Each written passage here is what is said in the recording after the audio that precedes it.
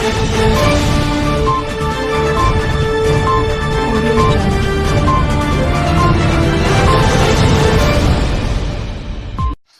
لله رب العالمين ثم الصلاة والسلام على رسول الله.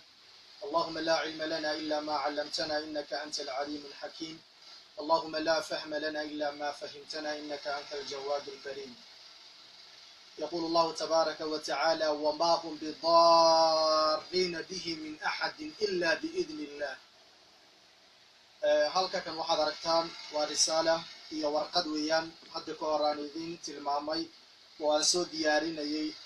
waxyaabaha ka dambeeya. waxaa la yiraahdaa sixrul khafiy birrisalaat, sixirka qarsoon ee la isugu diro warqadaha bashqadaha ku jira. haddii tahay mid dal fog lagaaga soo diray, haddii tahay mid dalkii meesha ku dhow lagaaga soo diray, warqada halkaa ku jirto qofka loo qasday hadduu qaado uu fiiriyo, sabab waxay noqonaysaa sixirkaasi loo soo asiibay wixii doonaa lagu siibee inuu qabanayo. haddaad fiiriso warqada halkan ku jira, walaalaha muslimiinta ka mid ayaa loo soo diray. markii ay eegtay labada dhinac way ay xanuunsatay, hayse yeeshe ilaahay subxaana wa tacaala wax badan buu ka badbaadiyey. markaad adigu leedahay rafiiq ama saaxiib adag, markaad leedahay oo ilaahay diintiisa ugaarsanaysa, qiimo weyn baad leedahay. markiiba waa ii keentay walaasha warqada. haddaad fiiriso labadeeda dhinac wax ku qoran ma ay jirto. bismillaahi, magac ilaahay baan kusoo saarayaa. warqada labadeedii dhinac markaad eegtaayo waa sida. dhinaca kale markaad fiiriso aad gediso waa sida, ama dhinaca kale sidan aad u fiiriso. waxaa is leedahay adoo ku mashquulaya labada dhinac wax ku qorana ma jirto. laakiin markaa dhinac ka mid aad u fiiriso waxaa arkay far birbirqaya oo dahabi in lagu qoray aad moodaysid. si dahabiya in lagu qoray baad moodaysaa. waxyaabaha lagu qoray ee dadka laga indhasarcaadinayo oo la rabay in sixirka lagu qabto waxyaabahaas weeyaan. marka haddan waxaan samaynaynaa ficil. bini aadamku wuxuu jecel yahay waxa afka loogu sheego ficil in la raaciyo. hortana awalan waa atawakul cala allahi, in ilaahay la tala saartaa. marka labaad waxyaabo noocan oo kale marka warqado lagu soo diraad ku aragto, idan baad dab kusoo shibanaysaa. idanka markaad dab kusoo shibato waad qaadaysaa dhinaca uu birbiriqa uu ka muuqdo ama waxyaabaha dahabiga ah ayaad ku kulaacaysaa dabkii adoona taafsiinaynin. xagga kulka baad u dhaweynaysaa. warqada cad ee labada dhinac waxba ku qorneen, waxa ka dambeeya arka. bismillaah.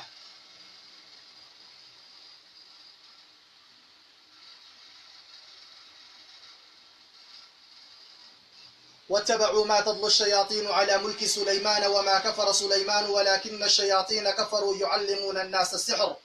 ولكن الشياطين كفروا يعلمون الناس السحر ولكن الشياطين كفروا يعلمون الناس السحر ولكن الشياطين كفروا شياطين كفروا شياطين كفروا شياطين كفروا يعلمون الناس السحر يعلمون الناس السحر يعلمون الناس السحر ولكن الشياطين كفروا يعلمون الناس السحر ولكن الشياطين كفروا يعلمون الناس السحر ولكن الشياطين كفروا يعلمون الناس السحر ولكن الشياطين كفروا يعلمون الناس السحر ولكن الشياطين كفروا يعلمون الناس السحر ولكن الشياطين كفروا يعلمون الناس السحر ولكن الشياطين كفروا يعلمون الناس السحر ولكن الشياطين كفروا يعلمون الناس السحر وما أنزل على الملكين ببابل هاروت وماروت وما يعلمان من أحد حتى يقولا إنما نحن فتنة فلا تكفر فيتعلمون منهما ما يفرقون به بين المرء وزوجه فيتعلمون منهما ما يفرقون به بين المرء وزوجه فيتعلمون منهما ما يفرقون به بين المرء وزوجه وما هم بضارين به من أحد إلا بإذن الله وما هم بضارين به من أحد إلا بإذن الله. هل كان محقق ولا ليال؟ وورقد هذا لبضة دينع الذهبي وقرنا دينعنا وقرنا وفك عربية ذي يقانو أما دينة إلهي وحكبرتي هل كان وآخر كرا معناها كقرن معناها اسكود دي إن السفي عن واغرسو أدو في رسو حانو جبنا مانتا أدون هاللابي أدون دباتيسن أدون دبكي نقدين صاحب الدرهم والدينار والدولارات adduunka maanta qofku uu ka eeganayo maxaa ku danood ku noolaan kartaa isagoo halmaamay aakhiradii dambaysay ee ilaahay subxaanahu wa tacaala addoomihiisa ku kala jasaynayay warqadda macnaha ku qoran haddaan fasiro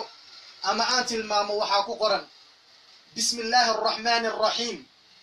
وإن يكاد الذين كفروا ليزلقونك بأبصارهم آياتي الله سبحانه وتعالى نبي الله محمد عليه السلام وكسو دجيي وقالدي إلهي وكلها قالدي وحي بسكت النبي محمد عليه الصلاة والسلام إنه يكوكو ترنطريان أما يكوكو سنبيريحيان أركدو ذا حقي بيكدد سيهين حقي بيديديهين دعودي دين تادو دبي ليا بيهين إنها بيكوكو إيغيانو مركا الحق دادكادو عدينيسي halka markii aayadda la aqriyo wa in yakadu alladhina kafaruu la yuzliquunaka biabsaarihim ayaa waxaa lagu xidiyey ruddad ilaa xabiiba bisababi can xaamili kitaabi haada waxaad u soo celisaa ood u soo qasabtaa islaanta ama inanta la yidhaahda xabiiba ninka kitaabkan ama warqadan qaaday awgeeda midka qaadaya soo qaaday oo hoosha ku dhex jiray fulinayo waa jin oo maarida la soo adeegsaday oo sixirka lagula soo qabtay halkaas marka wuxuu leeyahay qoraalka ku qoran ruddan ilaa xabiibata bisababi can xaamili kitaabi haada kitaabkeygan oo kan aan qoray warqadani haddaan saaxiirka wax qoray aan ahay ninka kitaabkaani qaaday u sabab inuu markaasi xabiibo u soo celiyo min ra'siha ilaa qadamiha madaxeeda ilaa iluteeda usoo juujuubo usoo qabto qofkaani oo loo wado markaas wuxuu ku dhawaaqay magacyadii jinkii isagoo wax u qaban lahaa wuxuu yiraahday yakhtuub yaawiish dahdiix wayarbuut waa magacyada kamida afar oo jinki iyagu ay markaasi eegsanayaan ay ugu yeeraan oo hoosha u qaban lahaa halkaas markuu afarta u yeero yiraahday yakhtuub yaawiish dahdax wayarbuut oo yiraahday xabibha min cali inanta xabiiba la yiraahdo waxaad jeclaysiisaa ood u qasabtaa jeceylaad ku qasabtaa ina kala yidhahdo cali waa risaala ka timaaday ardi aad u fogaan badan loona soo diray inan looga dhigayo in dan laga leeyahay ama la jecelyahay ama guuri adduunyo laga rabo laakiin qasadku uu yahay in qoftaa la qabto oo meesha lagu qabto markaasuu haddana hadalku wuxuu sii raaciyay marka yacni waxaad u qasabtaa qahira u qasab oo u qasab iyada u macnaa baquuni tasliiman iyadoo hoggaansan oo isagay u hoggaansan tahay jinkii ayuu baryaya wuxuu leeyahay yaa cawni kii ii gargaarayo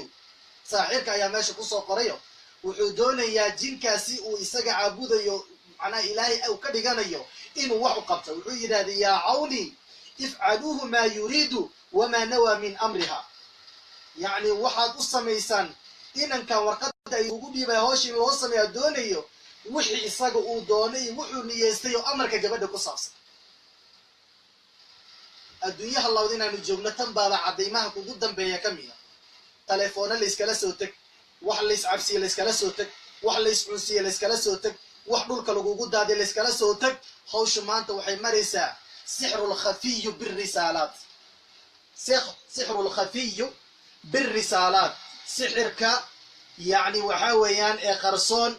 ee taleefoonada ama macna lagu diro warqadaha dadka markaasi danta laga leeyaha loogu diro caalamka warqadaha noocan oo kale madaxda way adeegsadaan laakiin iyagu waxay u adeegsadaan inay danahoodii sirahooda aan la ogaanin laakiin saxaaradii ayaa ka faa'iidaysatay oo maanta arrinkaani ku samaynaysa warqadii hadda balaynkeeda caddeed dhinacna dahabiga kaga qornaa waxa ku qoran waata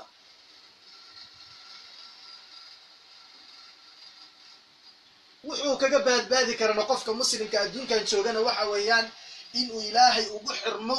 xirmashada dhabta ah ilaahay uu caabudo oo ugu dhawaado cibaadadiisa si ugu taqwada badan bixasba dadka siday u kala taqwo badan yihiin bay shayaadiintana ugu soo dhawaanaynin oo dhib kastana uusan u qabsanaynin si allaale iyo sidii qofku cibaadadiisa u yaraado oo cibaadadii ilaahay cilaaqaadkula leeyahayna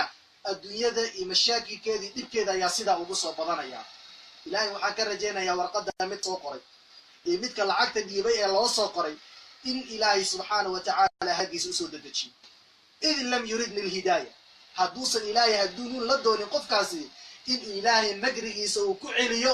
inantaasna ilaahay ka samata bixiyo waxaan marka leeyahay walaalaha muslimiinta ah warqadaha risaalooyinka loo soo dirayo intaydan furin ka hor ilaahay magangala oo weysaqaata qur'aanna aqrista in ilaahay subxaanahu wa tacaala khaasatan cidda aad ka shakisan tahay warqadaha soo dirayo haddaad furtood ku aragta labada dhinac ama labada dhinac minaysa waxba ku qornayna haba siigin haddaad cid kaaga aqoon badan oo mucaalij garanaysana u geey si uu kugu fasiro haddaan eego waxa inta ku qoran waxyaabaha lagu qoray waan idiin tilmaami karaa laakiin waxaan ka macnaha yacni cabsanayaa suxaro badan oo cilmigooda uu gaaban yahay in waxa lagu qoray ka faa'iidaystaan ayagana uma beri u adeegsadaan saas awgeeda marka qadiidka qoray ee ilaahay sida tan ugu soo saaray dabkan lagu kulaaxay ama lagu kululeeyey ayaan waxaan u qarinayaa arrinkaasi laakiin cid walba ciddii arrinka ay qabsatay hore u qabsatay waxaan diyaar u ahaa inaan ka jaahil bixiyo oon u tilmaamo waxyaabaha laga soo sameeyey lagu magrinayo bini aadamka waan ku celinayaa sababta waa laga yaabaa dad badan isweydiiyaanoo waxa lagu qoray muxuu sheekhu u sheegi kari laayahay sababta u qarinaya waxa weeyaan mid maangaaba caqli gaaban ilaahay ka furtay oo hadda sixirka ku cusub yahay waxyaabaha lagu qaray sheegidda aan sheegin oo ka faa'iidaysto ummaddu uu sidaas uu ku sii dhigo hada wallahu waliyu tawfiiq wa salli allahuma wa sallama calaa nabiyina muxamed